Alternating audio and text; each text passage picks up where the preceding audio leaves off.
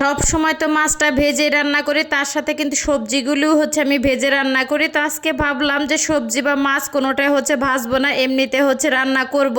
তো বাসায় আমার ছেলে মেয়ে পছন্দ করলেও একমাত্র আমার হাজব্যান্ডটাই পছন্দ করে নাই, কারণ সে ভেজে মাছটা রান্না করলে বেশি পছন্দ করে। আর যদি ভুনা করে রান্না করা যায় তাহলে তো কোনো কথাই নাই, কারণ সে ভুনা তরকারি বরাবরই অনেকটা পছন্দ করে। কিন্তু আমি দেখা যাইতেছে একটুখানি মাছের পাতলা ঝোল নুন ঝাল বেশি করে দিয়ে রান্না করলে আমার কাছে মনে হয় যে খেতে একটু বেশি ভালো লাগে। যাই হোক, তারপরেও কিন্তু আমার পছন্দটা আর কি বেশি সে মেনে নেয়, তো কি আর করার। আর এতে এখানে কিন্তু মশলাটা কিন্তু কষানো হয়ে গেলে তো মাছগুলি কিন্তু আমি দিয়ে দিলাম। এটা কিন্তু রুই মাছ, আর এই মাছটা একদমই আর কি তাজা মাছই ছিল। আমরা যখন আর কি মাছটা কিনতে যাই তখন তাজা যে মাছটা, ওই মাছটা আর কি কেনার চেষ্টা করি। আমার কাছে মনে হয় যে তাজা মাছটা খেতে বেশি ভালো লাগে। তো আসসালামু আলাইকুম, সবাই কেমন আছেন? আশা করি ভালো আছেন। আমি আল্লাহর রহমতে অনেকটা ভালো আছি। আর এই তো মাছটা কিন্তু ফার্স্টে আর কি আমি একটু কষিয়ে নিলাম, যাতে সুন্দরভাবে মশলাটা আর কি মাছের ভিতরে ঢোকে। আর মাছগুলি দেখতেও কিন্তু অনেকটা সুন্দর লাগতেছিল। তো মাছটা কিন্তু এক এক করে তুলে নেওয়া হয়ে গেলে তো আলুগুলি কিন্তু দিয়ে দিলাম। যেহেতু এই পাশের চুলা এক পাশে আর কি আঁচটা বেশি লাগে, অনেকটা মশলা আর কি লেগে গেছে। যাই হোক, আর এটা সুন্দরভাবে আলুটা আর কি সেদ্ধ হয়ে গেলে এখন আর কি আমি বেগুনগুলি দিয়ে দিব।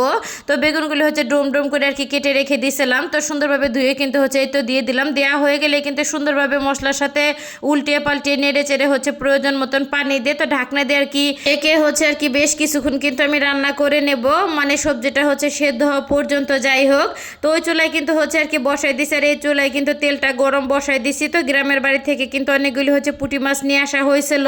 তো ভাবলাম একটুখানি করে রান্না করে করে আর কি খেয়ে ফেলি। তো এক আর কি টোপলার মতন আর কি আছে মনে হয়।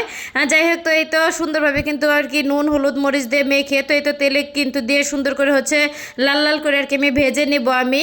আর এদিকে কিন্তু সবজিটা সেদ্ধ হয়ে গেলে তো আমি এই তো কষিয়ে রাখা মাছগুলি দিয়ে দিলাম।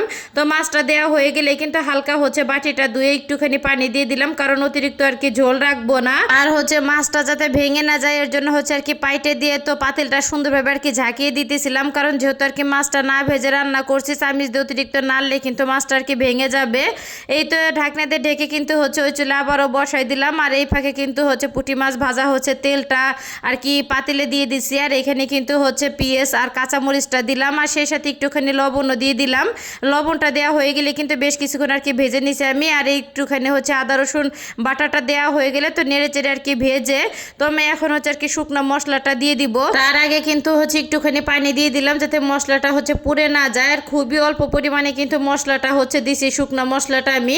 যাই হোক, এটা সুন্দরভাবে নেড়ে চেড়ে কিন্তু একটুখানি আর কি আমি কষিয়ে নেব। তো কষানো হয়ে গেলে কিন্তু এই যে ভেজে রাখা পুঁটি মাছটা আমি দিয়ে দিলাম। আর এই তো দেওয়া হয়ে গেলে কিন্তু এখন সুন্দরভাবে মশলার সাথে উল্টিয়ে পাল্টিয়ে নেড়ে চেড়ে একটুখানি আর কি পানি দিব আমি। তো পানিটা দেওয়ার পরে কিন্তু ঢাকনা দেওয়ার আমি ঢাকি নাই, তো এইভাবে আর কি রান্না করে নিছি। তেলটাও কিন্তু সুন্দরভাবে আর কি ছেড়ে দিছে। তো রান্নাটা কিন্তু আমার হয়ে গেছে। আর এইভাবে মাছটা ভেজে রান্না করলে দেখা যাইতেছে বাচ্চাটা কিন্তু অনেক সুন্দরভাবে খেতে পারে। তাছাড়া তো কাঁচা পুঁটি মাছ একদমই খাওয়া সম্ভব না বাচ্চাদের পক্ষে। আর এই তো পুঁটি মাছ রান্নাটাও হয়ে গেল, সেই সাথে কিন্তু রুই মাছটা আলু বেগুন দিয়ে রান্না আমার শেষ।